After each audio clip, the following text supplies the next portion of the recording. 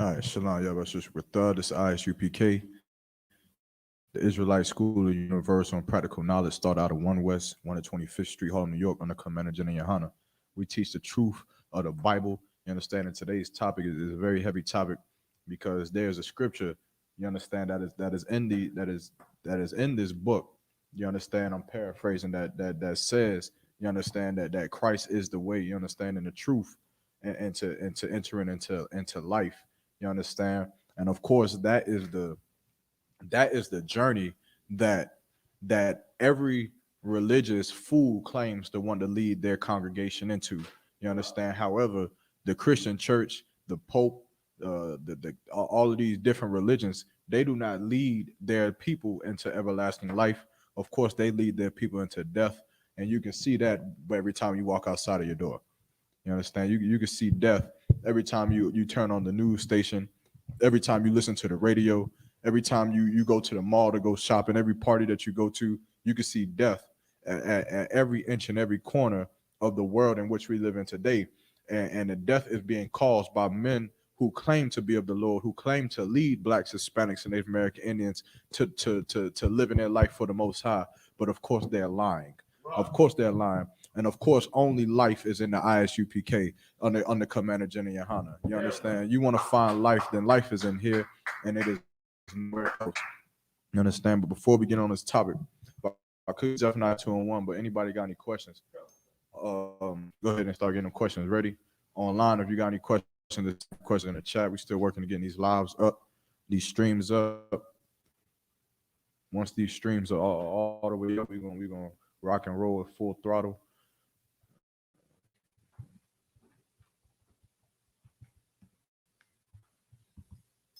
These questions could be on topic or off topic. Does not matter. You got it. I hold it real quick. Yeah, hold it real quick. Let me just get these lives up and get my stuff organized up here for 1 second. Bear with me 1 second.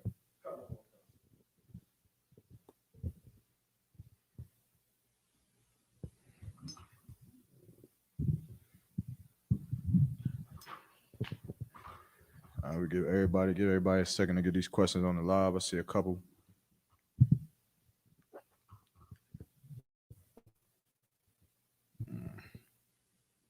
All right. All right, go ahead. What was your question? Kind of, sir.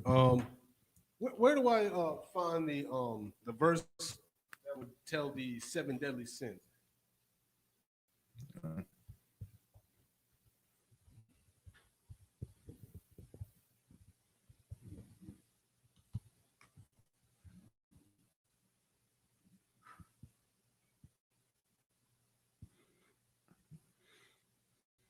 I think it's in the book of Proverbs. Let me double check real quick.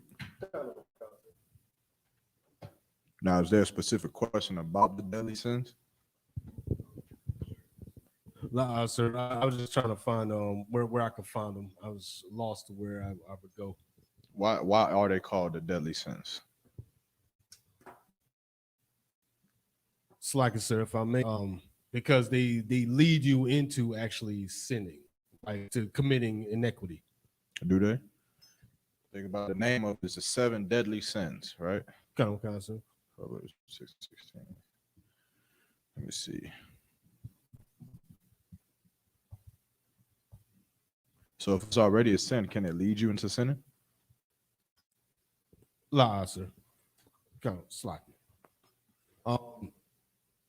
Because slacking, sir, if I may, I think they probably lead you into death quicker. Quicker than what?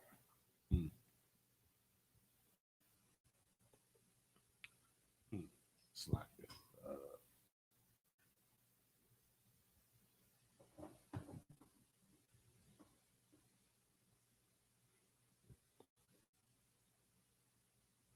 If I may, like, for instance, rage, I believe is one of them. Rage would lead you into, to the grave sooner by, just putting you in a blinding anger that, leads you into rash decisions or probably into something that would lead to your death. And you said rage. So one of Slack, if I believe it's one of the 7 deadly. Mhm. What scripture are we on? We're not on it. Well, the brother asked about the 7 deadly sins, so we're not particularly on a scripture, all right? But I just want to. I'm asking. I'm asking right now. Why? What is what makes these sins deadly, right? What about it is deadly?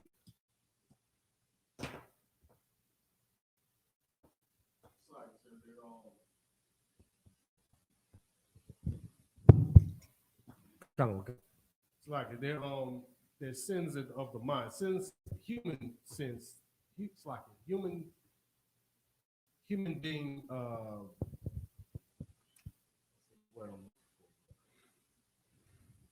it's like human emotions. I mean, okay. Do you know what they say the 7 deadly sins are? It's like I said, if I mean, envy, rage, lust, greed, and sloth. It's like I said, I can't remember the last 2. Is homosexuality one of them? Oh, it's a good question, sir. It's like Is murder one of them? What about drug addiction? it's like I said, I know these are deadly things and they're sins, but I don't know if they're in the grouping of the 7 deadly sins. Why wouldn't they be in the same group? Remember what I'm asking you, right? You're saying that there are 7 deadly sins, right? Which is not in here, right? There are things that the Lord hates, right? I think the 7 deadly sins, if I'm not mistaken, that's more of a Catholic belief. It comes from Catholicism, right? But I'm leading you into it so that you can see the what's the word I'm looking for?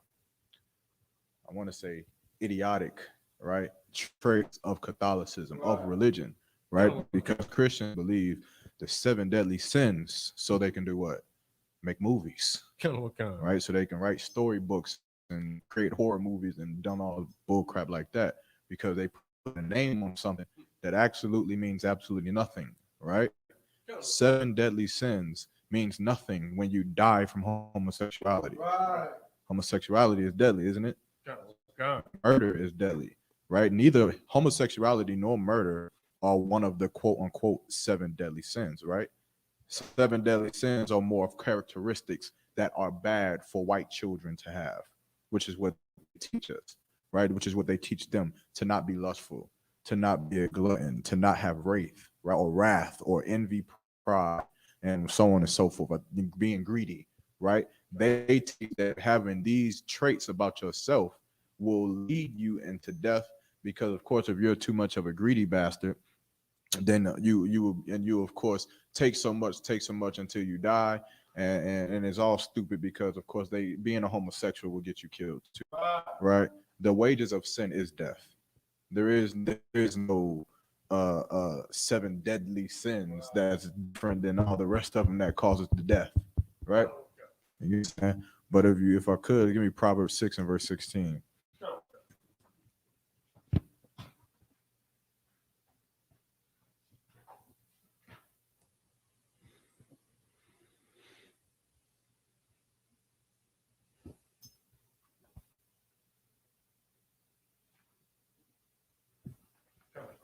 Mm-hmm.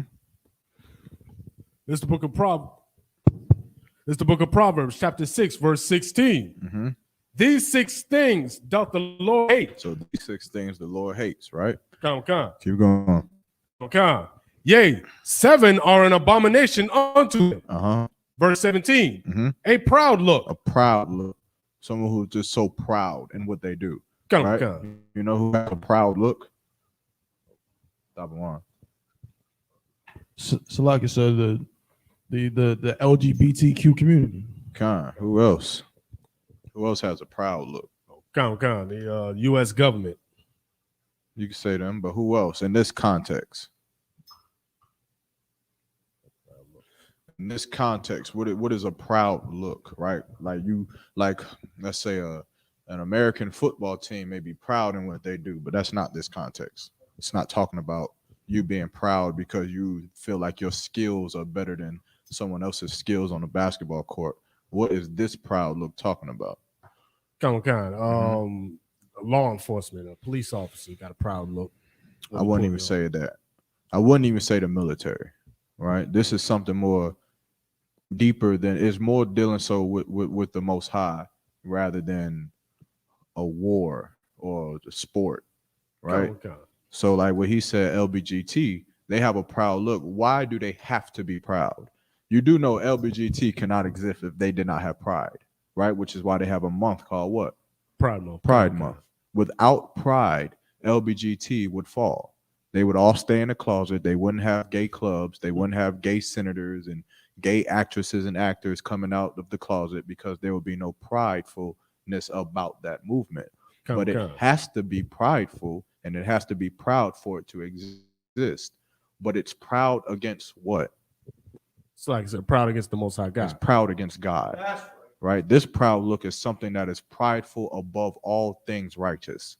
When you're doing something that goes against the Most High and you're so proud of it, that is what the Lord hates. You understand? You know that smoking weed is a sin against the Lord. You know it. But when you go and you smoke weed, you are prideful as all hell with all of your stupid reasonings, with all of your stupid what'd you call it? Excuses, with all of your stupid everything that makes you believe that you're correct in smoking weed and you're just stupid.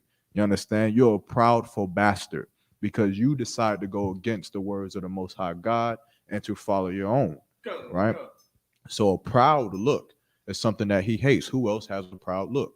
We said LBGT, but who else? People in church. Christians. Christians are the most prideful bastards on the face of the planet Earth. Damn, you understand? They're damn near more prideful than the white man himself, right? They know that everything that they do is disturbing. Everything that the way that they live their life is wicked in every which way, and they know it. However, they still say what? That they are saved. Right? Christians will tell you up and down after blowing 12 rods in one night that the next day that they are saved because they accepted Jesus Christ as their Lord and Savior and dipped themselves in a dirty water. You understand? As if the game is over. As if you can't, mess up your salvation the next day. As if you can't get road rage the next day and curse somebody out. Of course, Christians believe that foul language is a sin. Of course, you can't curse somebody out the next day and lose your kingdom, your seat in the kingdom of heaven. Right. But Christians don't care about that. They are prideful, right? And they look at every other brother who is poor, who does not have a job, who is homeless, who you understand? They look at the brothers the people who are beneath them as they are nothing, as they look at the men who wear gay, rich apparel and purple, and T.D. Jakes and Eddie Long and Creflo Dollar, as if they are the ones who will lead us into the kingdom of heaven because they're rich. And that proud look is what the Lord hates, right? So the Lord hates that. Keep going. A lying tongue. A lying tongue. Someone who tells you that the law is done away with. You understand? Keep going. And hands that shed innocent blood. And hands that shed innocent blood. You understand?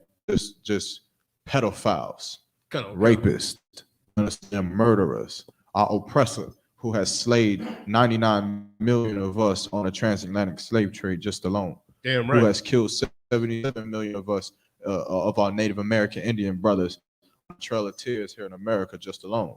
You understand? Right. Not counting the number of abortions that has been had since for 400 years in slavery, that they pushed abortion clinics in our community and pushed us with some idiotic idea that it's too expensive to have a baby so that we should get rid of them. Right. You understand? Not adding those numbers, not adding the numbers that they slaughter our brothers in the street, not adding the numbers of the lives that have been taken from drug addiction, from cocaine and heroin and crack that was pushed in our communities. You understand? So that they could win wars in Nicaragua. Not including none of those things, but He is a man who sheds innocent blood, and the Lord hates that. Keep going. Damn right. Mm-hmm. Verse 18. Mm-hmm. And heart that deviseth wicked imaginations. A heart that devises wicked imagination. What is a wicked imagination? So like, is there could be like a lust or a something that's thought out that against the Most High. Mm-hmm. Right. So it could be anything. It could be any of those things. Right. Kind of, Someone who sits and thinks of wickedness. Someone who sits and thinks of how they can rob brothers. Right. Someone who sits and thinks about how they can get over on somebody. How they can. Someone who looks at a man, and because this man has jewelry on, or because he has a nice car, or because he has money in his pocket, and he's looking at this man like, oh, he thinks he's that man. He thinks he's that nigga. And so you sit back and you decide, or you imagine how you can get him. You imagine how you could take from him. You understand what he has. So you imagine these wicked things. Also, our oppressor. Our oppressor imagines wicked, devises wicked imaginations. He thinks of ways to destroy us every day. He practices ways of destroying blacks, Hispanics, and Native American Indians every day. Damn, right? He has meetings and councils and voting and polls on, and it's only just to destroy blacks, Hispanics, and Native American Indians. Right. It's not for anything else. So the Lord said He hates and heart that devises wicked imaginations. Keep going. Kind. Feet that be swift in running to mischief. Feet that be swift in running to mischief. Someone who's always going to go and lie and squirm and just be a rat. You understand? Someone who's always just doing something wrong. A scammer. You understand? A scammer is someone whose feet is always running to mischief. Always have to dibble and dabble in things that he knows is not right, that will in turn hurt other people. You understand? It'll hurt people, and that's a brother who the Lord hates. Keep going. Mm-hmm. Verse 19. A false witness that speaketh lies. A false witness that speaketh lies. I seen Thabawan in that bar last night. Thabawan was down there in DC or New York or somewhere. But a man who said, no, I seen him. I seen him in that bar last night with that white woman. Yep. I seen him. And of course he's hearing this like, what the hell? Of course he's saving it for counsel. So when they ask him, Thabawan, where was you at? And he post a live video of him in class in Harlem. Like, I was at headquarters at this time, sir. You understand? But a man who speaketh lies on someone else is a damn liar, right? And of course, all of these things are people who are hurting other people, right? You're lying because you want to hurt someone, right? You're lying because you want to hurt the person that you're lying on or lying about, right? Keep going. And he that soweth discord among brethren. How do you sow discord among brethren? Slacking, sir, if I may, snitching. Or slacking. Not in that way, but say giving false information to like law enforcement to get somebody locked up and out of your way. How do you sow discord? What does it mean to sow? To plant? Plant, right? To sow something, you have to plant it, right? To dig a hole and put a seed in there. You're sowing something, right? But it also means to start to what? To build, right? If I'm sowing roots into a city, I am building a school. I am building a city up from the ground up, right? So go ahead, what you got? It's like, sir, I was going to say something like the way a Christian pastor would sow discord amongst our people, putting ideas like women, thou art loose, something like that. I would use a different example, right? This is more so of a brotherhood scripture, right? Think of brotherhood, right? The Isupk has been standing strong since 1969 because we don't allow for seeds of discord to come amongst the ranks of our brothers. We don't allow this to happen, right? A brother who does this, of course, will get the hell up out of here very quickly, quicker than he came. Right? But what is this talking about? How do you sow discord among brethren? What does the Lord hate here? It's important because you want to make sure that you don't ever do this. And you will The longer that you be in this truth, you will come amongst brothers who do this. You'll come amongst yourself who will want to do it. It'll be some situation where you be ready to do this, just this thing, and you'll have to remember this. Go ahead. Come on, sir. Speaking behind the brother's back. About what? In what way? About him in a negative light. Give me an example. Say I seen a brother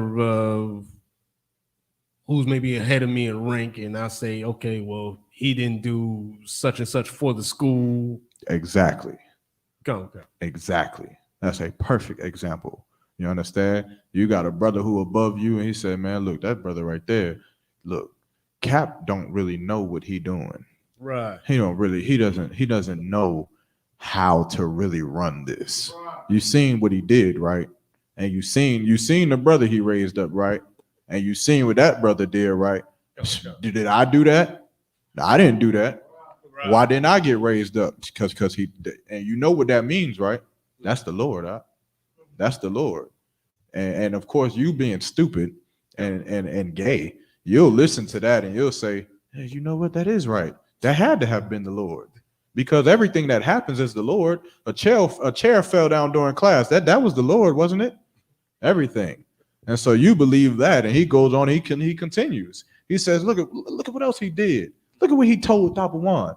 He told Tabawan that he was really good at the Lashwan Kodash, as if we all didn't pass all of his tests. You see that?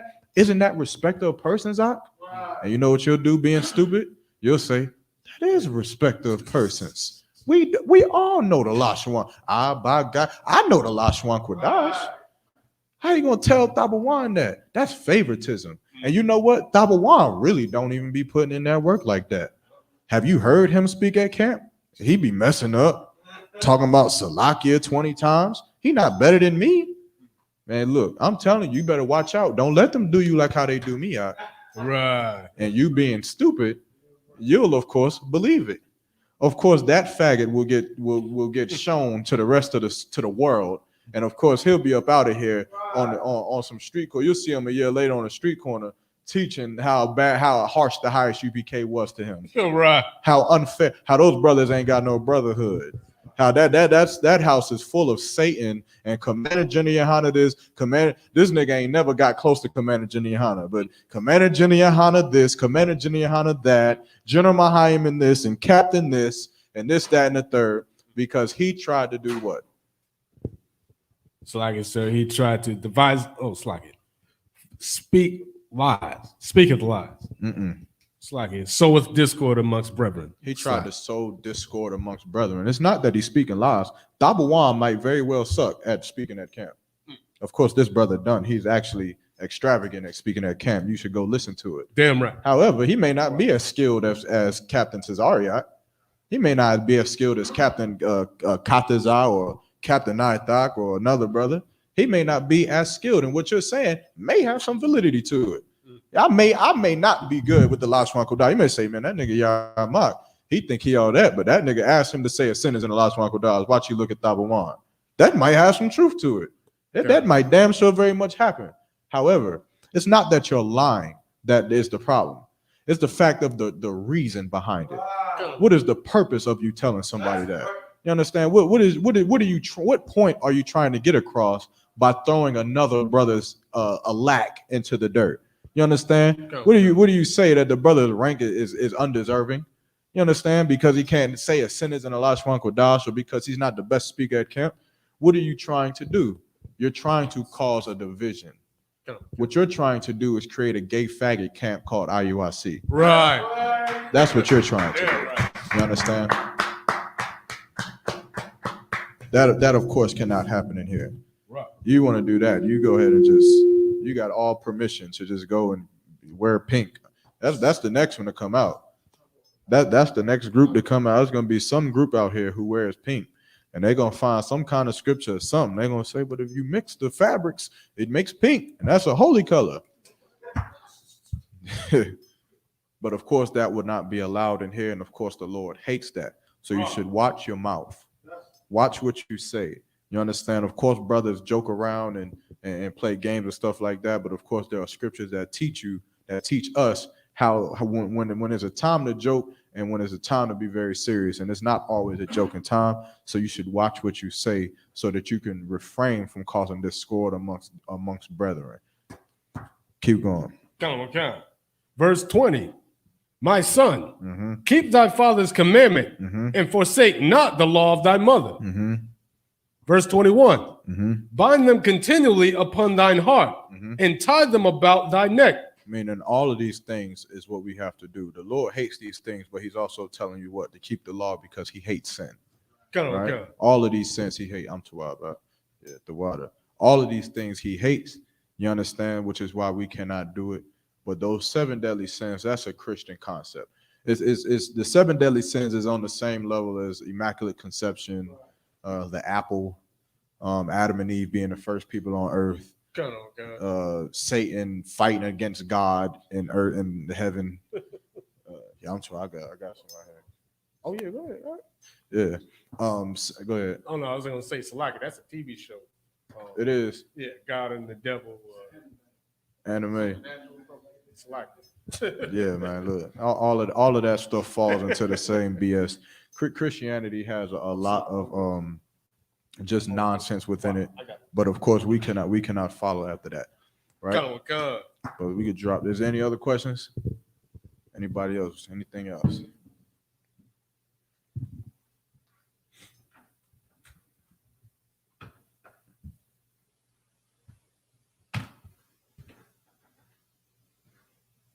It was any questions from this past, or you don't even hear. Okay. You go there unless there's any other questions in the room.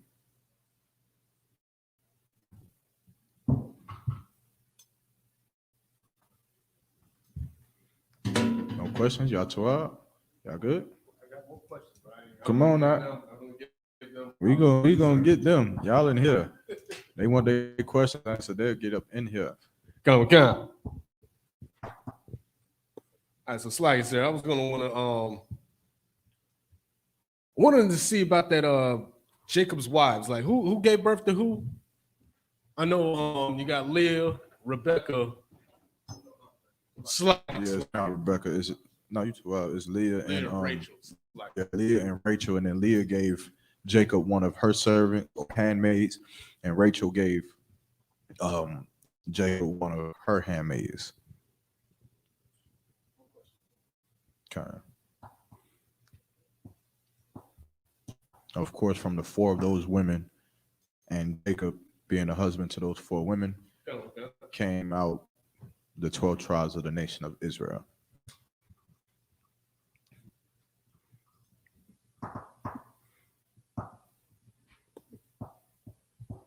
Okay, select. I got another question. Go ahead. Where do I find this? Ain't the Bible? What is that? What I find that article about the Greeks and the Romans requiring men to have a wife? What article was that? Top of line. I mean, go ahead. Yeah. Yeah. Go. Yeah.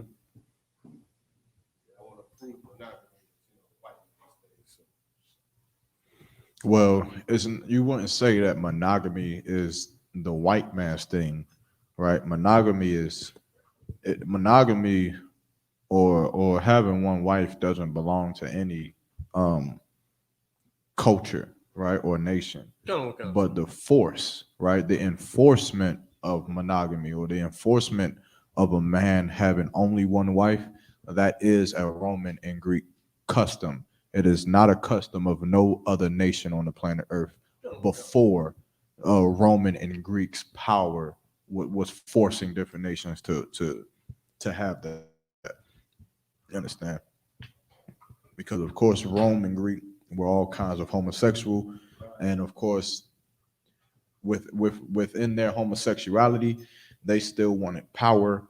Once they had power, once they were in power, the only way to be able to keep power is to make the rest of the world homosexual like them, which is why they enforce their laws everywhere in the world. Right?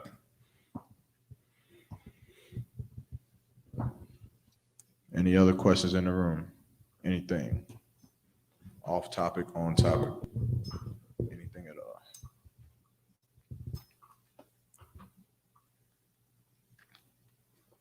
Might as well. So like, Go ahead, bring them all. I don't care if you got 20 questions. Just come on. what concept? Where I heard that fried chicken is in the Bible. Where's that at? Slag it. I got you. I had to find that. Slag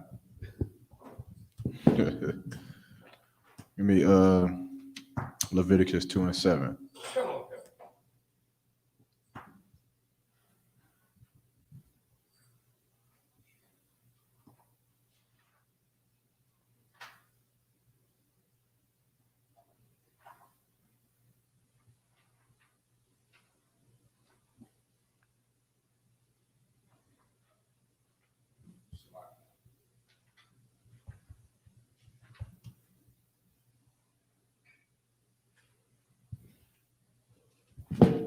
We'll just start at verse 4. Mm-hmm. This is the book of Leviticus. This is the book of Leviticus, chapter 2, verse 4. Mm-hmm. And if thou bring an oblation of a meat offering bacon in the oven. And what is an oblation? It's like it, sir. Look at it. Yeah, go ahead. You can look it up. Oblation.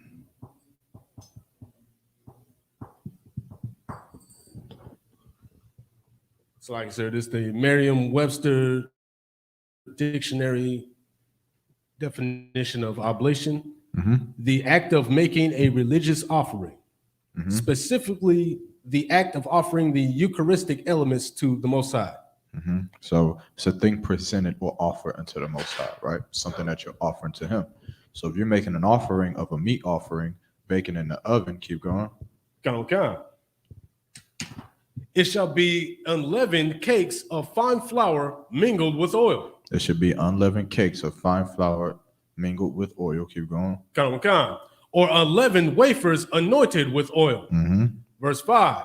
And if thy oblation be a meat offering, baking in a pan, it shall be a fine flour unleavened mingled with oil. Mm-hmm. Come. Verse 6.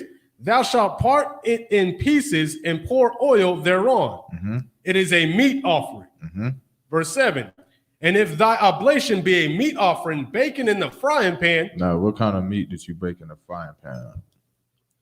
It's like we putting that chicken in that We frying putting pan. chicken in that frying pan. Come. We about to make some fried chicken, right? Keep going. It shall be made of fine flour with oil. It's just made of flour and oil. What you need to make fried chicken?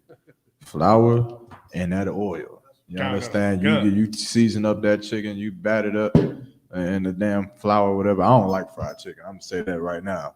I accept the ridicule, but however, I don't really prefer fried chicken, so this doesn't really excite me.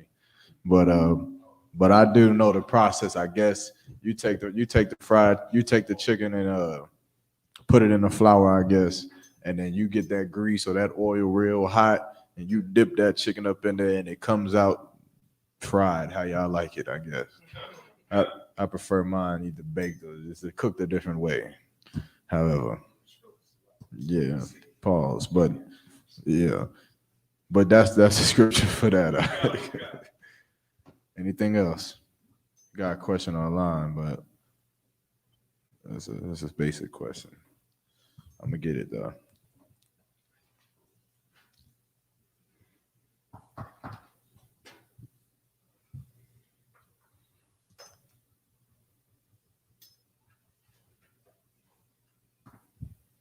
Oh, let me check I always forget to check the Facebook.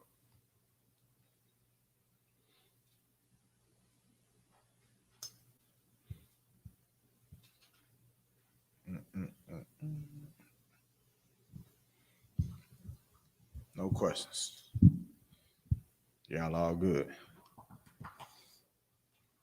Y'all good? Y'all about ready to be officers of 5,000 up in here. I'm about to start asking y'all some questions. Y'all gonna have the precepts. I'm about to start saying some stuff. And when I say precept, y'all better have the precept. Y'all better have it like, yeah. It's fair. Go ahead. There's a lot of information in this book. A lot of stories, a lot of things that's going on in the world. Right? A lot of things that you have to know.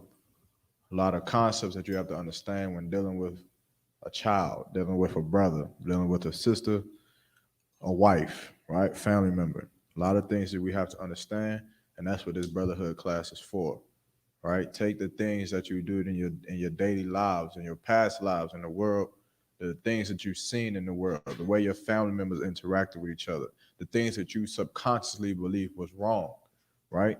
Take those experiences and ask questions about it.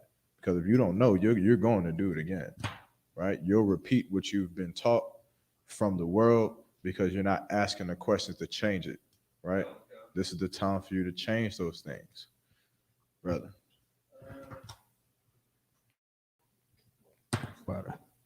This is basically I got a question about a scripture. I want you to break it down for me. It's out of Deuteronomy 24 and it's verse 1. All right, 1 second. Deuteronomy 24 verse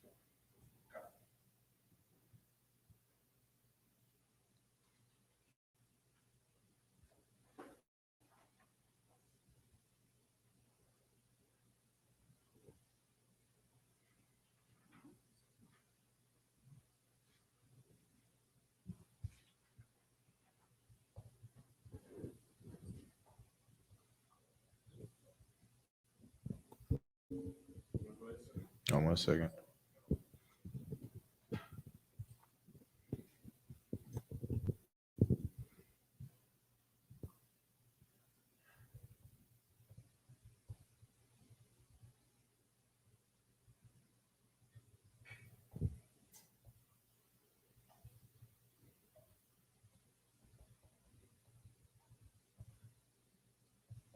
Anybody else online? Go ahead, get those questions ready.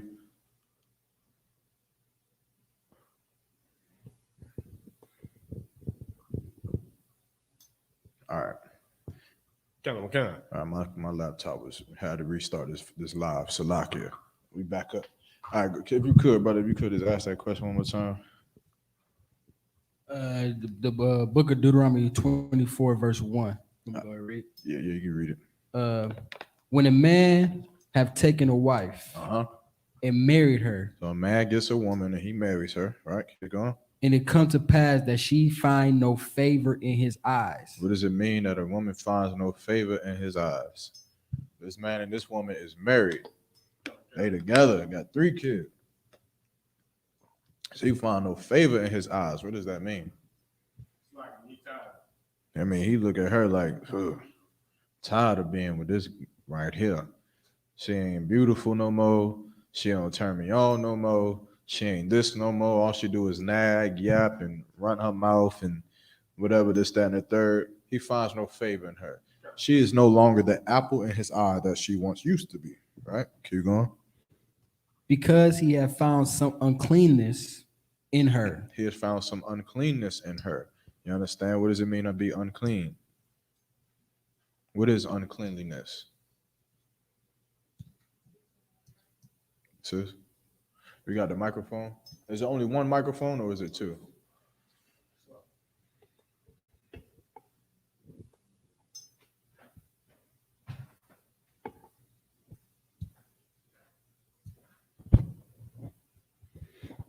Sis, go ahead. If she sleeps with another man or desires another man.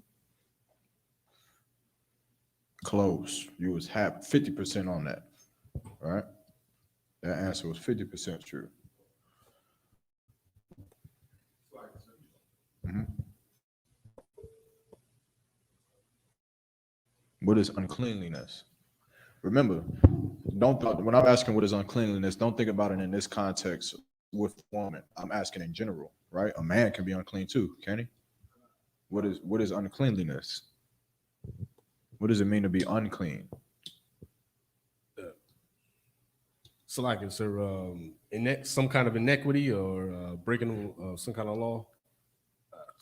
Erase the Christianity off of you. Kind of know what counts. Right? Get out of the Christian church. Look at the words that's in front of you. If I said, man, this nigga right here is unathletic, what does that mean? It's like he's just, he got no athleticism. He can't play ball or whatever. He's not athletic. Okay. Right? He's not athletic. If I say this nigga right here is unathletic, he's not an athletic person. Okay. Right? So uncleanliness would be what? It's like she's not a clean person. Dirty. Right? Something that is unclean, it's dirty. It's something you want to stay away from. Simple. Right? A woman being on her monthly will be considered dirty. It's unclean. You wouldn't want to sit in that she sat in, right? Because of what's happening with her body during that time, it's unclean, right?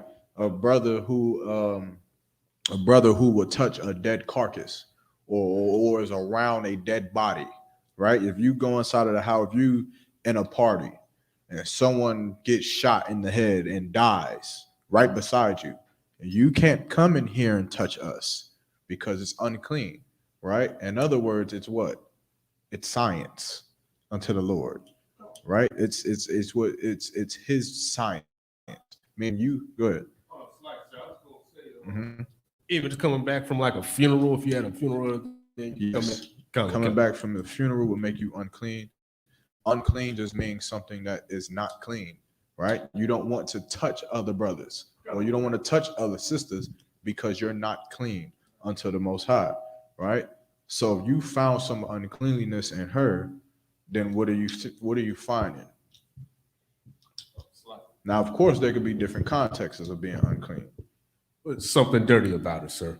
Something dirty about her. Okay. Right? Like the sis said, that you may have looked through her phone and you seen that she was texting other niggas and she was texting her ex, right? That's something unclean. It's something that you look at and you say, you dirty bitch. You dirty son of a bitch. It's dirty. You understand? Something that you don't want to be a part of. You like after that, you don't want to go to the Passover and say, yeah, this is my rib. Right. Because you like it's dirty. It's a dirty thing now. You want to wash yourself from something so filthy that would do such a thing like that. Right? So a man sees his woman texting another man, right? Or a man sees his woman, and of course it wouldn't be that she slept with another man. Because if that happened, of course, she would be stoned to death, right? She would have just been dead. It wouldn't have been no conversation about it, right? Or she would be kicked out of school, and of course, she belongs to that other man, so it doesn't matter what the man sees in her at that point. Right.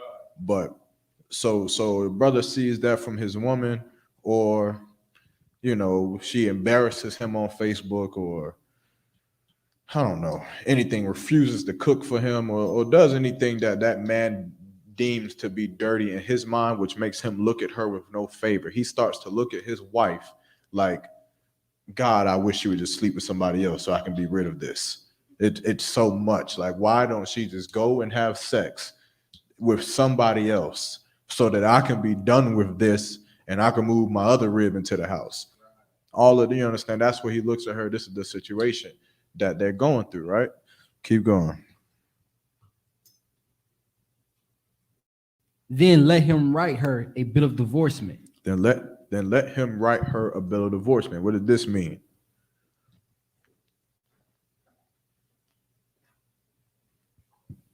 It's like it, often to let her go, It's like it just.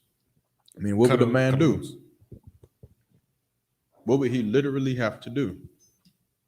It's like it's write on a paper that says you're no longer my wife, mm-hmm. and we are no longer man and wife. Mm-hmm. He would write the bill of divorcement, and she would have to do what with it?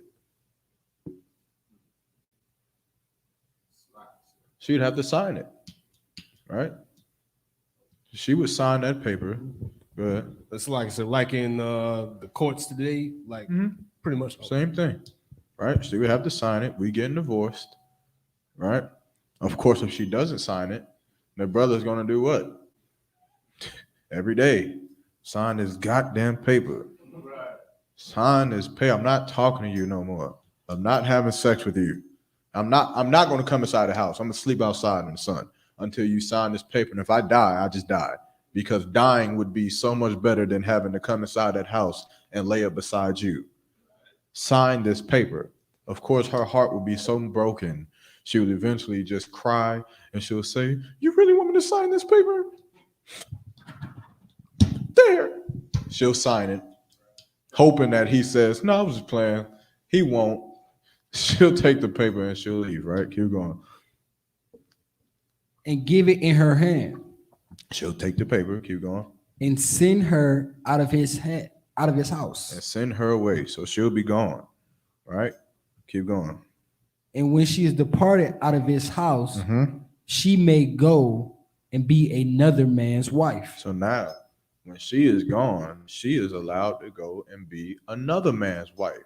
She can find somebody else and sleep with another man, have sex with him, have babies by him, live a life for 5 years until her mouth catches up to that marriage. And then he does it all over again and gets rid of her. And then, of course, she'll do it again and she'll leave and she'll go find another man and she'll be sweet. She'll be nice. She'll control her temper and her tone in her mouth. And then they'll get married. For 5 years, she'll be nice. And then after 5 years, she'll start to run her mouth again and it'll run out. And then there'll be another bill of divorcement. You understand? Keep going. What you got? I was going to say, is this what Christians use to legitimize divorce? This verse right here? No, Christians don't use this at all. I mean, some of them may do. Of course, I'm about to cut all this in case anybody was wondering. Gun out of my In conscience. case somebody was thinking like, this is how it goes, right? Christians use the idea that the law is done away with, right? So they can do anything. Divorce is nothing to them. All right. But keep going. And if the latter husband hate her Mm-hmm. and write her a bill of divorcement and giveth it in her hand and sendeth her out of his house, Mm-hmm. or if the later husband die, which took her to be his wife, Mm-hmm. her former husband, Mm-hmm. which sent her away, Mm-hmm. may not take her again to be his wife. So there were some rules in play. Meaning you got a woman, you hate her, you give her the bill of divorcement, and she leaves, right? Once she's gone, you cannot take her back, right? If the man who she's with dies, you can't hit her up and say, "You doing okay? If you need somebody to talk to, I'm there. You remember where I stay? I got the same number." Can't do that. She got to go. You understand? If the other man just hates her, you can't hit her up in the DM and say, "Man, I seen you been having some problems, man. He don't respect you, man. He making the same mistakes I did. But I learned from that, baby." You can't do it. You write this paper, it's over. All right? Keep going. After she is defiled, Mm-hmm. for that it is an abomination before the Lord. Mm-hmm. And thou shalt not cause the land to sin, Mm-hmm. which the Lord thy God giveth thee for an inheritance. All right. Now, let's get to the point. Now, what is this? Now, what is the question with this? All right. I know you just wanted a breakdown of it, which I just broke it down, but there's also a deeper question here. Right? You got Okay, it? yeah. The question behind this is basically, well, I think you about to go into it. How do you cut this? Because the sister tried to use this before, and it was kind of awkward because when I read it over, I was like, Initially, I thought it was about like it sounded like the Christian church would do. Mm-hmm. Tomorrow, give them a piece of paper, and you know, sex is marriage. You know what? I'm gonna give her this paper because I found her unclean and all that stuff. So how would you cut this? Basically, is what the question is. What did you say? I said, let me talk to the men before me. And Most High in Christ. That's a great damn answer. That's a great answer. You understand? I'm gonna tell y'all something that I learned coming up into this truth, right? And this is what made me such a, I'm gonna call myself a damn demon in these damn scriptures. When it come to battling, I'm a weapon in battling because I learned something that is so suffice but very much simple. What I learned is that what I learned from this school was true, and that there was nothing else that no other bastard on this planet Earth could ever tell me to confound it. That's a simple thing that you'll learn when you have to battle Christians and Muslims who try to pull scriptures that may sound like maybe white people can be saved. That does kind of sound like it. Maybe we can get divorced. Maybe you only can have one wife. It does say a bishop is only the husband to one wife. Damn. When I started to learn that, Commander General Yohana already told me that it's not a sin to have more than one wife. Then it didn't matter what scripture you pulled. You could pull a scripture that says it is a sin to have more than one wife. And I will look at you and say, no, it isn't. No, it's not. And I don't know what I'd do, but after that, I'm battling, you understand? And I'll do exactly what this brother did and come get the breakdown, right? But it is not sin. I mean, it is an absolute sin for a man to divorce his woman, right? Divorce is a sin against the Lord. You cannot divorce that woman. If you have a wife that you have lost the favor in, and that she has lost the favor in your eye, you seek counsel, but you cannot seek divorcement. You have to stay with her until the day that you die, even if you hate her. You understand? You may have a woman that you hate. You have to stay with her. You got to sleep with that woman. You understand? Give me Mark 10:2. What that woman did to you is what the Sadducees and Pharisees did to Christ all the time. They did this to him all the time. But of course, Christ was a cold killer.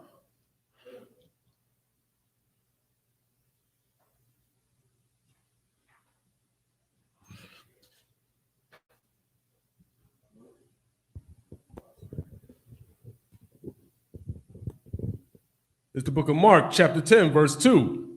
And the Pharisees came to him and asked him, is it lawful for a man to put away his wife? So they asking him what they asked you. So some Christian read the scripture in Deuteronomy 24, and they said, hold up. See, I knew it was something off about them Israelite cult members.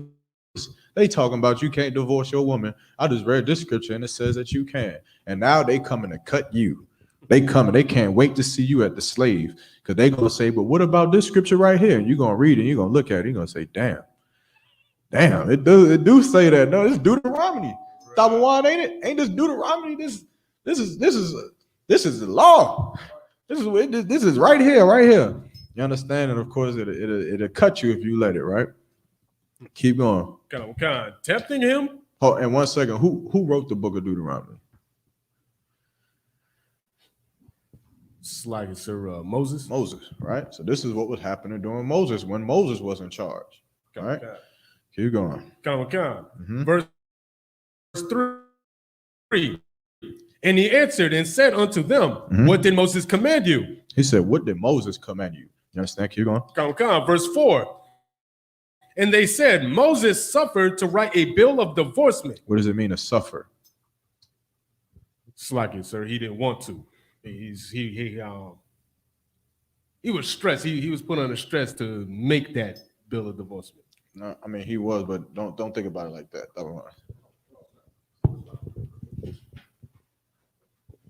He was stressed, but that's not what suffer means. So like in this context, with suffer to be like he endured it, he allowed it. He allowed it, right? Suffer just simply means to allow, right? I could suffer y'all brothers to drink my whole alcohol bottle right here. I could suffer it. It doesn't mean that I'm over here crying and saying how I'm gonna kill everybody just because you drunk my whole bottle of alcohol, right? But I could suffer it, meaning I allow it. So now in what Moses went through, Moses was having to endure a lot of counsels of brothers back then, brothers in his face probably writing letters like, Salakia, this right here is the most that you've ever seen in your life, the biggest. They're like, Moses, I got the worst woman out the camp. She's the worst one. No one has a woman worse than the one I got. She's Respucia times 10. I don't want to be with her. Brother, I'm not coming. I'm not coming to do the work of the Lord. Salakia Moses. I'm not doing it. But why can't you, brother? Because this right here done tried to stab me last night. I can't come to work. I'm hurting. I need to just lay down because I'm going through it so damn much with this woman. And so Moses, of course, hearing that over and over and over and over and over again, he suffered it. He allowed it to happen. Keep going. And to put her away. Mm-hmm. Verse 5. Mm-hmm. And Jesus answered and said unto them, Mm-hmm. for the hardness of your heart, he wrote you this precept. For the hardness of your heart, he wrote you this precept. Break it down. What does it mean for the hardness of your heart? Slacking, sir, because you just couldn't forgive and forget, or just turn the other cheek. Well, slacking, not to use that, but just to. Yeah, don't use that one. Yeah, kind of sir. No, just you couldn't work it out. You couldn't. Yeah, couldn't work it out between two people. Two people couldn't work it out, so he had to. Yeah, it was too hard to slack it. No, that's right. You damn near on it. Anybody else want to take a shot or add anything to that? Does it mean to have the hardness of their hearts? What does it mean when he says that?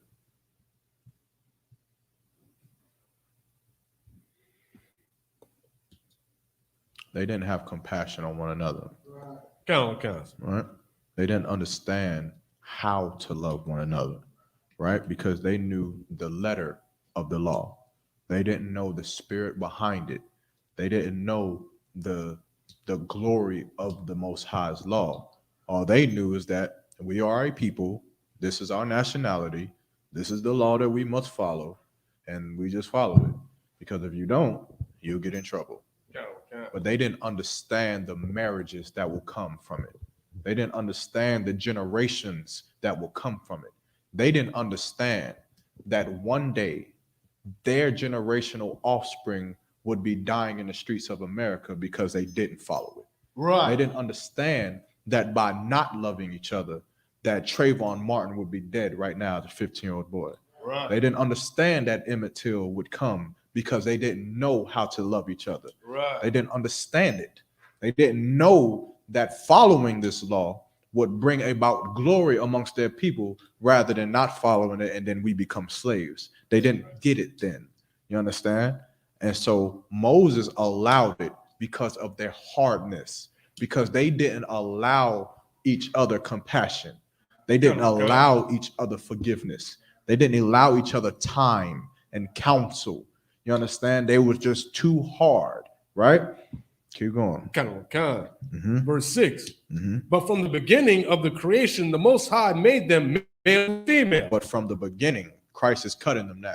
Mm. You understand? Christ said, yeah, you understand? Moses said that because of the hardness of their hearts and what they were going through. But from the beginning, what the Most High did, keep going. Verse 7. Mm-hmm. For this cause shall a man leave his father and mother and cleave to his wife. For this cause shall a man leave his father and his mother and cleave to his wife, right? Meaning what? You're going to leave your parents at some point. Your parents will raise you, you'll get older, and then you will leave them, right? And you'll cleave unto your wife and a wife to her husband, right? Keep going.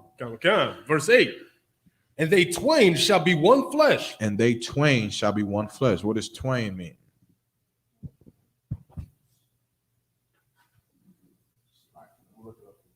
No sweat. Got it? Means two, right? Twain means two, right? Right. So these two shall become one flesh, right? What does that mean? Oh, slacking, sir. In the act of laying together, they become one. They are a family now, just one. How?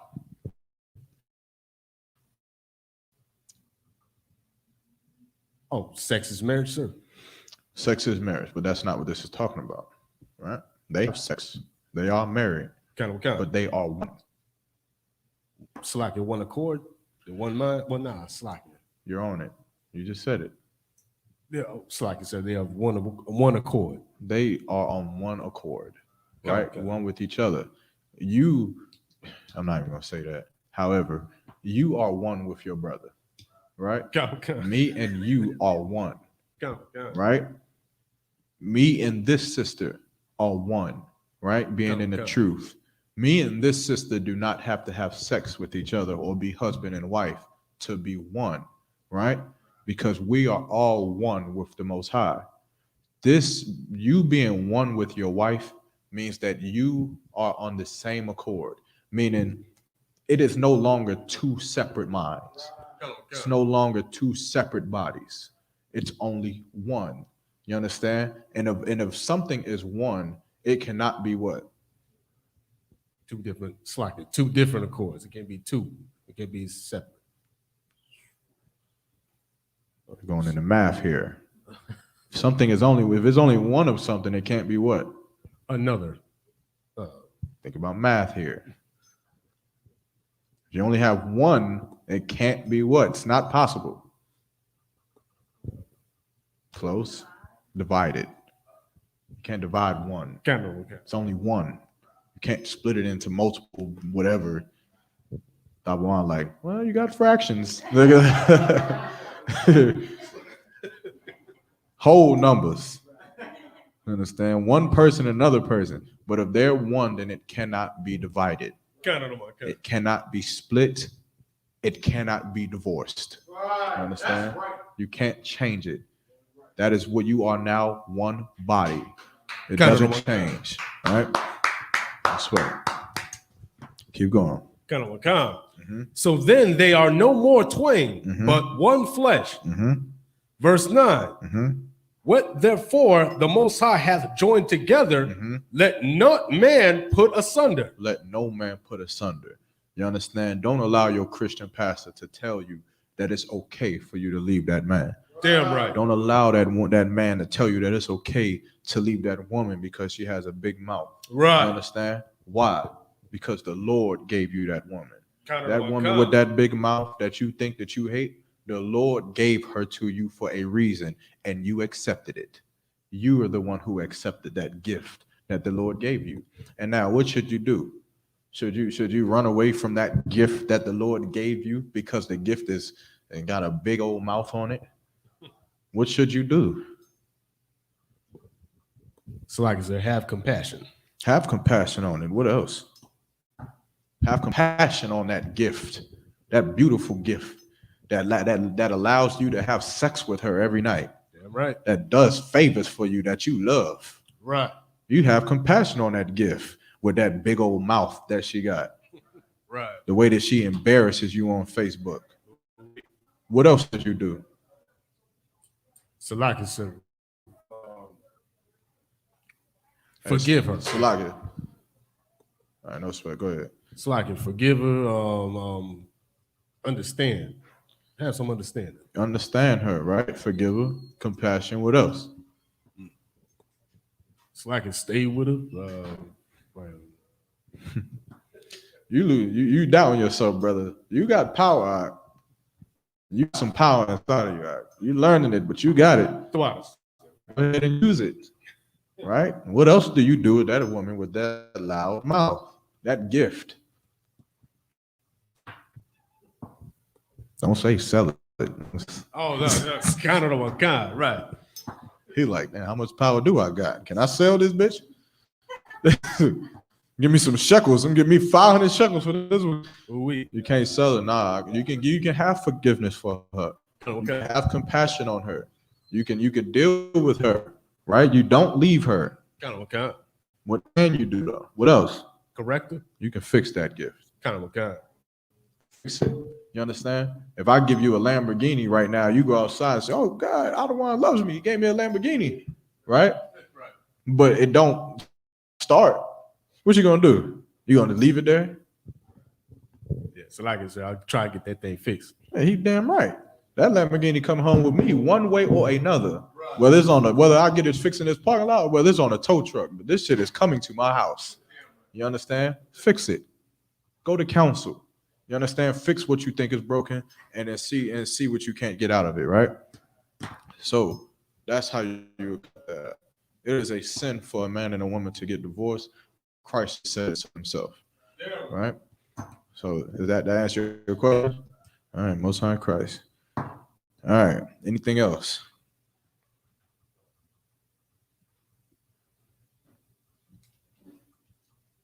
Any other questions?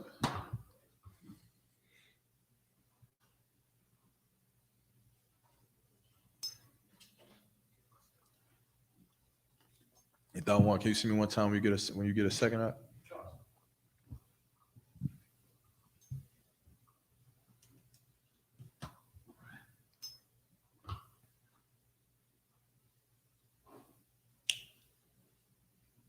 And that also goes vice versa, right? For a woman as well, right? You might have a husband who is stupid.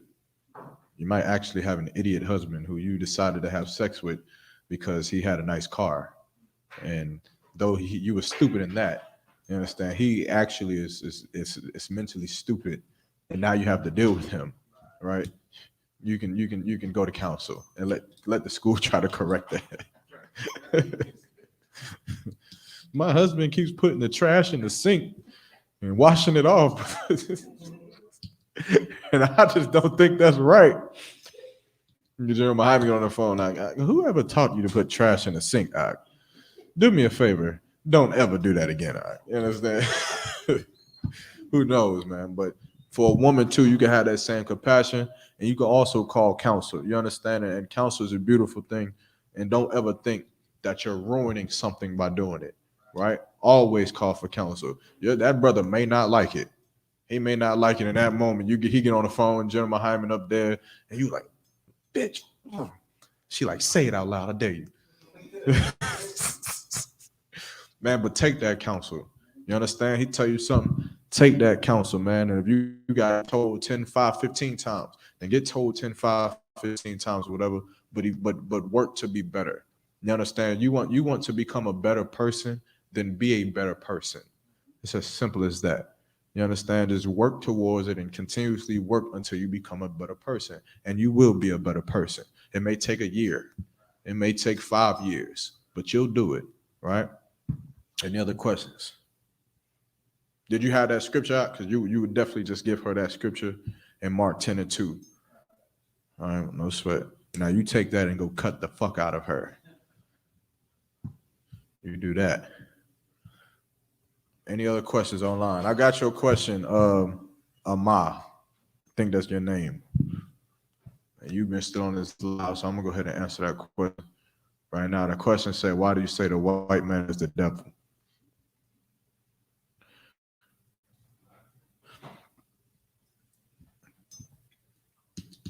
I'm gonna let y'all answer it because y'all better have these precepts. I forgot. I almost forgot. Y'all ain't got no more questions.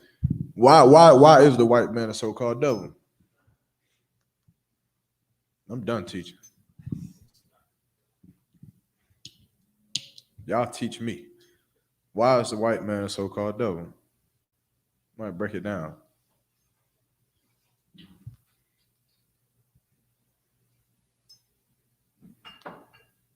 Don't wait for Thawan. I know Thawan know his extraordinary camp speakings. He be doing this all the time. Why is our oppressor the so-called devil that the Bible speaks of?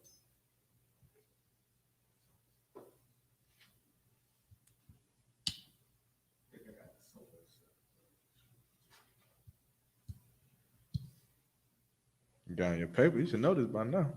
It should be in your head. Go ahead, break it down. Go ahead. Take yourself out of the classroom environment for a moment, right? You're sitting at the cookout with your family. They barbecuing all kinds of stuff. And that one cousin who likes to talk all the time and talk to everybody comes up to you. He says, man, I seen some of them videos you be watching. Yeah, grandma, you seen the videos they be watching? Yeah, man. Why y'all teach that the white man is the devil? And they say it out loud. So everybody can hear it, to put you on spot. And everybody, all you hear is, and you can hear a pin drop in the room because they said, the devil, the white man, the one who pays my rent. The one who gives me EBT? What do you say? How do you break it down? Remember, your family is right here. You got to break it down to them to save your face because they want an answer. They want to know, why do you go on the street corner and say that our oppressor is the devil that the Bible speaks of? They want to know why you say that, because that is not the Christian thing to say. They know that you believe in the Bible, but you saying that, there's no way you believe in the Bible, but you're saying that the white man is a devil. How do you break it down?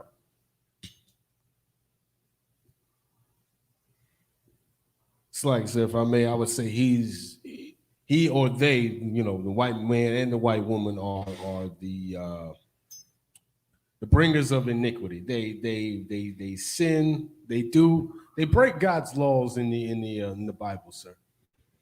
Okay, but don't black people? Kind of what kind? So black people the devil? So, like I said, our people have learned that from the white man, doing as he does. So you saying that black people learn how to be a blood by looking at white people do what exactly? Kind of, sir. I would break that down. I would say our quote unquote gangster ways is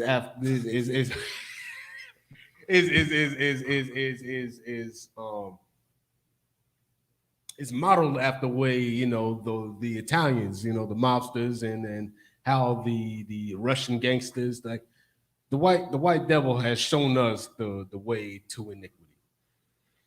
I'm gonna help you out. Right? Kind of what kind of. Questions like this.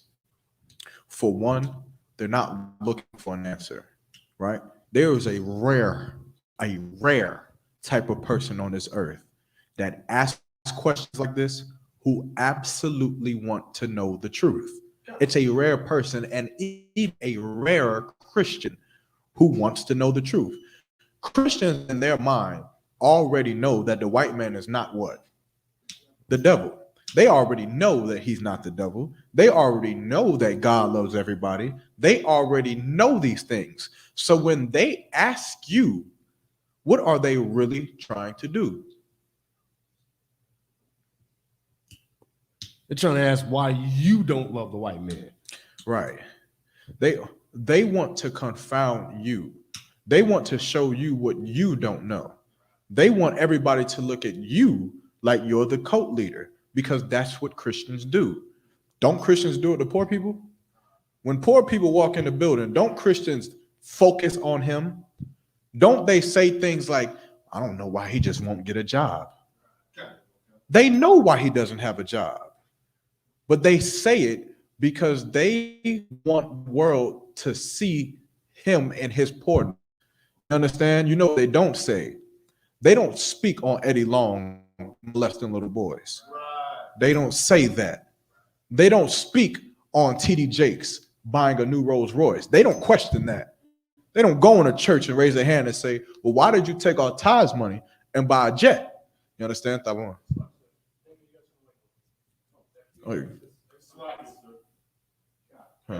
that's right. They don't say, why did you buy a new jet? Right? They don't go and say what happened to Joy Morgan, right? They don't say what happened with the transvestite in the hotel room. They don't say, well, what's going on with the money laundering that's happening. They judge inwardly. You understand? I mean, they judge outwardly, but not inwardly. And so that's what they'll do to you.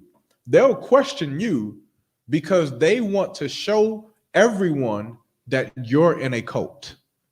They want to show everyone that you're in some organization that is racist, that you're KKK, and that you shouldn't be allowed to come to the next cookout because you're a terrible person. What would you have to do? Do you answer the question, or is there something else that you have to do? Like, okay, so just real quick, you're saying they're doing all, they ask you that question to try to disprove you. They're asking that question because they're attacking you up. Kind of okay. They're not asking it because they genuinely want to know. Someone who genuinely wants to know, how do you know they want to know? How do they ask the question?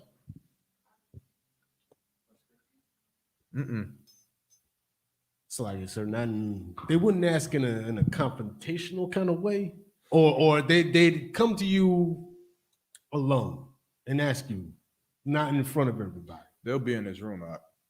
Kind of okay. If they genuinely, if you want to know about Forex, where do you go? The Forex meeting, right? You want to learn how to be a Crip or a Blood, where do you go? You go to Crips and Blood. Don't come fucking ask me. I don't know. They gonna ask me for. If they want to know about the cult that you're in, they'll do what? They'll come and ask. You tell them, yeah, we got classes Monday through Friday from 7 to 9 p.m. This class is online. You can ask questions. However, they never do it. They ask you not because they're asking you a question. They are attacking you, right? And so what would you do? Do you answer the question? They want to show you how much of a terrible person that you are. What would you do? It's like it. I tell them to come to the Isupk and ask their question. If they really want an answer, You could. Now, as a trooper, that's exactly what you do. But take your mind off of trooper. You're an officer, right? kind of okay. Trooper, completely correct, right? You wouldn't answer that question.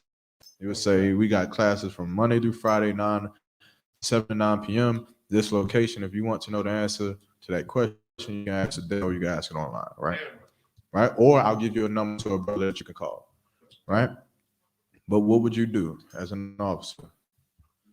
Now, this is probably more so something that I would just do, right? I'm probably giving my spirit unto y'all, right? That's what's happening here. You have different brothers. There's not one simple way of doing this, right? I want to know what kind of niggas y'all is. What would you do? They trying to prove how much of a terrible person you are because he says that the white man is the devil. Why do you say that the white man is the devil? What do you do? So like I'd ask, why is the devil? It's like, why is the white man not the devil? Man, I thought he was about to say, I asked, why is the devil white? Good night. I'd flip it on him, sir. I'd say, well, why do you think the white man is not the devil? Can you give me an example of, what you've seen in throughout history that would show that it's all right, that they all right? I wouldn't ask Christians any question because they don't know anything. Kind of my kind. I wouldn't know. I would never ask them a question. Right? Kind of my kind. If I ask them a question, it's rhetorical. I mean, there is no real answer for it, right? Because of course they're gonna give you some idiot answer like EBT, government assistance. It's like it. Section 8. Section 8. They're gonna tell you all this stuff. Not Donald Trump, Joe Biden. Right? They're gonna name all of this stuff. Is the AC running? We could. Right? What would you do? They're trying to prove that you are in a cult and you're a terrible person. What would you do?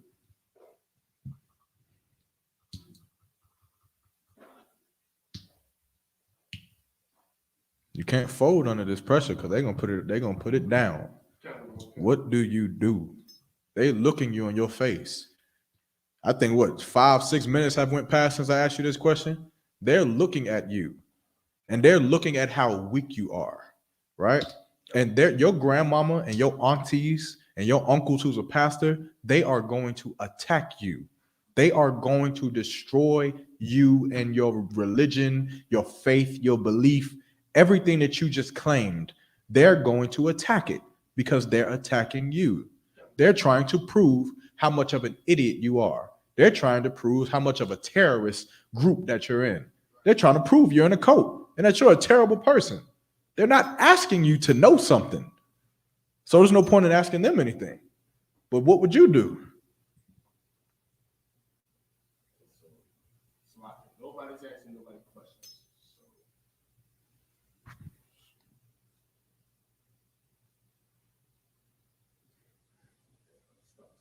No sweat. Sis, you had a shot. You want to take a shot? I mean, I don't know if it's right. I don't ask like where the macaroni cheese was. Like, I don't really. She's gonna avoid the whole thing. She's just gonna avoid. That's not a time and place like to me, but I mean, I don't know. That's no sweat for the sis. You understand? Of course, again, that's a great answer for the sis. It's again, a sis can even say, if you want somebody I could call, I'll call them. You understand? That's when having that hardcore brother can come in. He say, all right, I'm gonna bring my husband to the cookout. Ask them questions then. Of course, they'll never ask it, right? Because of course, Christians can also see when Christians ask you questions like that, it's because they see a little bit of them inside of you, right? They believe in their heart that they can confound you. When if they didn't believe it, they wouldn't ask stupid questions like that. You understand? My family knows not to ask me questions like that. It's very rare because it's going to be a problem if they do, right? So what would you do? They ask you that question. It's like I said, I probably wouldn't go to like any Bible verses because if they believe in the Bible, they wouldn't. They'd come up with their own interpretation of that verse. You know what I'm saying? Even if I came to something like that, that would say, hey, it's right here. Esau is, a liar, thief, this, that, third. So I wouldn't go to a Bible verse. Since I can't just, tell them, shut your mouth. I don't know what I slack it, sir. I Good. Shut your mouth, you old fool. Yeah, slack it, sir. I don't even know where to go with that. Officer, slack it, sir. If as you're asking the question as an officer, how would I ask that? Then slack it. I don't even know. Well, you better know. You better start asking questions. Next Kind time I say I got some questions, you better say, well, what happens if I'm at a cookout and somebody asks me who the devil? What do I do? I pull out the gun and start shooting everybody. What do I do? So like that's a joke, of course. Don't do that. Right. However, you attack them. You attack them, right? They want to show you how terrible of a person that you are because you're in this cult and because you think that the white man is a devil. Well, you show them how selfish of a bastard that they are because they don't think that. You show them how disgusting and wicked they are because they don't think that the white man is the devil. You show them how they can give a damn about Trayvon Martin, how they can care less about Sandra Bland, about how they should never mourn or weep when it's time for the anniversary of Emmett Till. They shouldn't say a goddamn thing because they don't believe that the man who killed him is a devil. They don't believe that the man who's putting drugs in the community of blacks, Hispanics, Native American Indians for years is a devil. They don't believe that the man who made 100 peace treaties with the Native American Indians and kept not one of them and then slaughtered all of them is a devil. Right. They don't believe that the man who cut our babies out of our sisters' stomachs before they was born and did tests and ran diagnostics on all of our people is a devil. They don't believe it. You mean you're gonna sit here and ask me a stupid question like that? Are you stupid? Are you an idiot? Are you really gonna ask me about a man who used my babies for alligator bait? About a man who you have to kiss your ass to keep the job that you got every day unless you lose the house that you live in? About a man who gives you crumbs on the table? About a man who put drugs in your community, who put you in slavery for 400 years? Got 2 million of our brothers and sisters locked up in the penitentiary as it stands today. You gonna tell me all these lies and these government conspiracies that you get high and talk about all day? You understand that you gonna tell me that the man who's creating these things is not the devil? That's what you're gonna tell me, Aunt? That's really what you believe? How stupid are you? You a damn fool. You should not ask me no other questions if you can't believe that there's an enemy on this earth for black people. You understand? You should show them how devils they are. That's what you should do. You attack them. And you saying, you know what, fuck this cookout. I'm going to the cult right now because they got more sense than you to sit here and believe that the white man could ever be a friend of mine. What did Martin Luther King fight against or march for? What did Malcolm X have to teach for? You understand? What did Emmett Till Harriet Tubman have to run for? What did Frederick Douglass have to do these things against? What did they do? They was black activists for what? Because there was nothing they had to fight against? Harriet Tubman just ran from the South to New York for no damn reason at all. She just did it. She was running because there was a man trying to murder her. But you gonna tell me that you love Harriet Tubman? You gonna tell me that you love black people? Like you give a damn about Rosa Parks? Like you give a damn about any of the black people who ever had to struggle, who ever had to ride on the back of the bus, had to not go into restaurants and got spat on, the dog sick on them, old water on them? You gonna tell me that you give a damn about them, but you can't even say it and understand that the white man is the devil that the Bible speaks of? Man, you are selfish, man. You should never ask me no question. And that's why Christianity has got us destroyed, because of this. Because of this. You understand? You know what? You should get out of that cult. You should get out of that cult that teaches you to love the man who hung you from tree to tree. You should get out of that coat for the man who teaches you to abort 500,000 babies a year. You should get out of the coat that teaches you to love that man who murdered your brothers in the street to this fucking day. You should get out of that coat that teaches you to love your enemy when they do not love you back. You should get out of that coat, and then maybe you wouldn't ask me such stupid questions. Maybe you would realize that there was a point for the civil rights movement. There was a reason for it. Because their people wanted to slaughter us, and they still do it. How you gonna ask me a question like that? How is the white man the devil? Besides the Bible saying it, you can look around. Look at every ghetto in America. Look at every project. Look at every law. Look at every Senate. Look at the government system. Look at how we are at the bottom, but yet we put in most work in America. But you're gonna tell me that the white man is not the devil? You would have to show me when has he ever not been. Show me when he's ever been good to black people. Right. Show me when he stopped murdering us, when he stopped locking us up unjustly. You understand? What was the stuff that happened in New York? What, the Central Park 5? You're gonna tell me that he's not the devil? You're gonna tell me that he's not the devil? But the Emmett Till is dead, and that woman, is she still living or she died yet?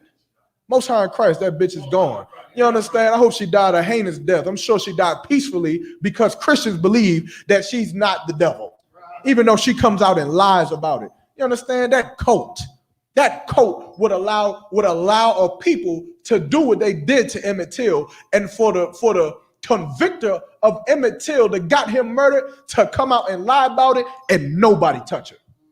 Nobody do anything to her because of that coat, because of that mindset. Because you sit up in that Christian church every Sunday and you sit up there and sing and dance and you foam out the mouth and you what you call it? You speak in tongues and you pass out and you catch a Holy Ghost and hashkala, bashkala, and then you drink blood of a man and the flesh of a man like a damn cannibal in that damn coat. That coat. And so you sit here and ask me why I think that the white man is the devil that the Bible speaks of. Because he's the greatest liar on the planet Earth. He's the greatest deceiver on the planet Earth. You would show each and every last single Christian how disgusting they are forever stepping to you. You know what? They'll never ask you again. They'll say, no, I don't even want to talk about the Bible. You know, that brother, when he's here, we can't talk about that. You damn right. You should keep your fucking mouth shut. Salagi for my language, right? You should keep your damn mouth closed when I'm around, right? Because I'm gonna check the living hell out of you. Now again, this is just my spirit. This is just me.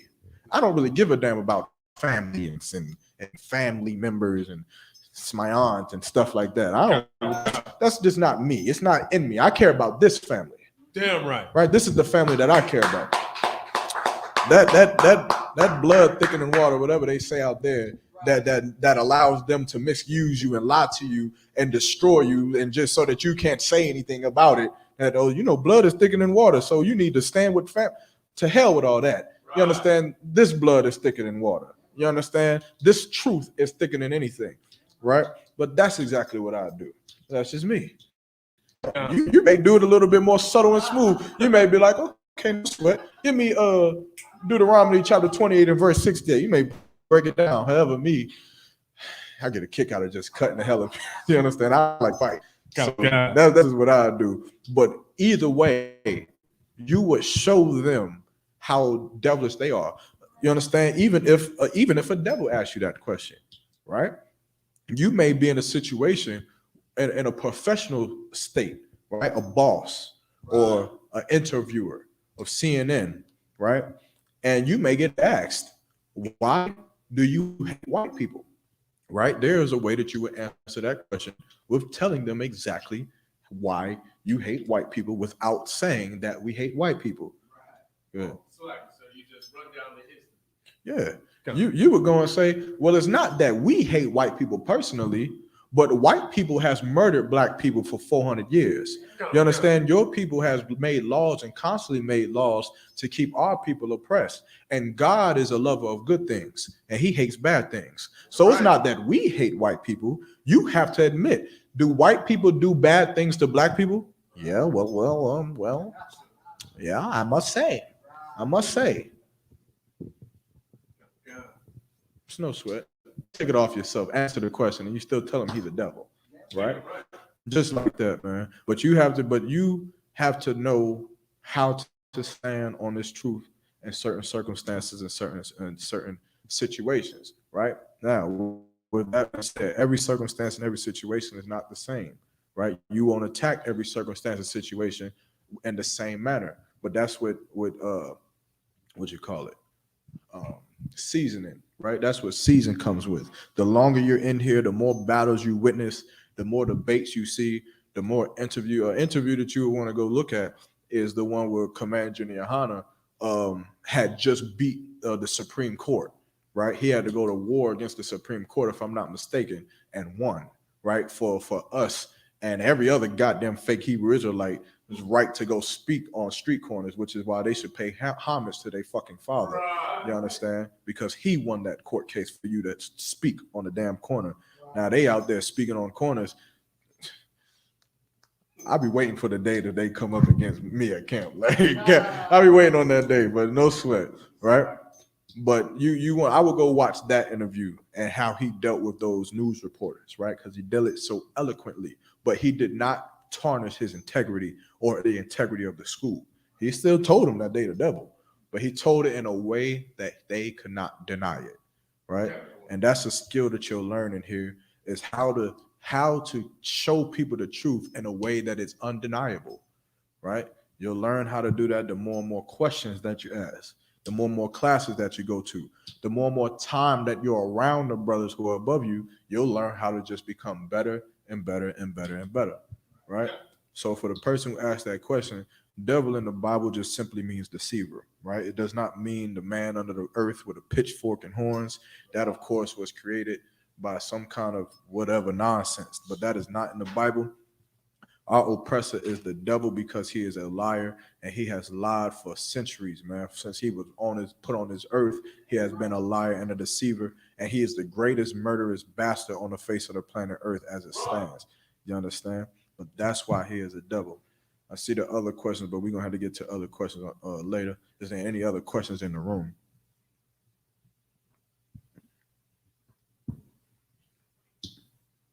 No? Tawab? No more questions? La? Everybody Tawab? And with that, I'm going to pass that to the priest officer Tabawan.